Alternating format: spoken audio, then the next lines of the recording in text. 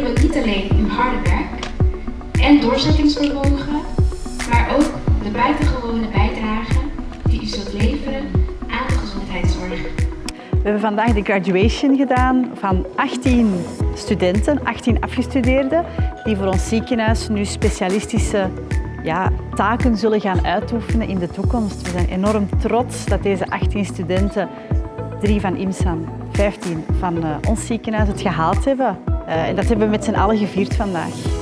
De intensive care, de cardiac care, de spoedeisende hulp, de recovery, de dialyse en de interventiecardiologie. Dus we hebben hier vandaag heel veel mensen die een specialistische vervolgopleiding gevolgd hebben. Het is heel belangrijk voor de zorg op het eiland. Het zijn ook lokale mensen die we hebben opgeleid. Dus een enorme meerwaarde. Deze mensen die nu opgeleid zijn, gaan nu op hun beurt ook weer nieuwe studenten opleiden, waardoor we eigenlijk de inzetbaarheid van onze mensen gaan verhogen. We zijn heel trots dat we dit hebben kunnen bereiken met z'n allen en het zal de kwaliteit van de zorg hier op Aruba alleen maar verbeteren.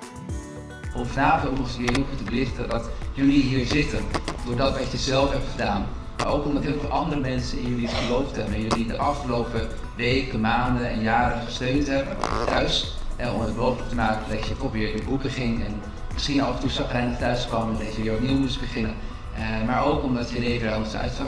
Maar ook al die mensen op de werkvloer, of het nou is bij ons in het ziekenhuis, of in IMSAM, of elders in elke andere organisatie, dat jullie geholpen werden door mensen die jullie geloven en jullie steunen.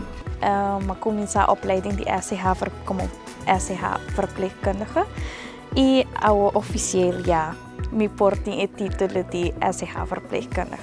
SCH is een opleiding of het een afdeling onder koting hopi dynamiek, ting hopi categorie die patiënten, differente categorie patiënten. Tur dia botasinha diferente cos. Als je sea chiquito, tur sempre botasinha de laster cos.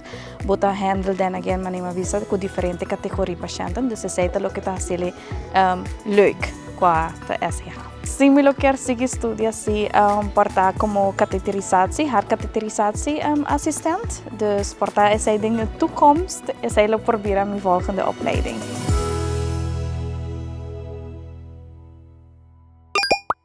No sempre tem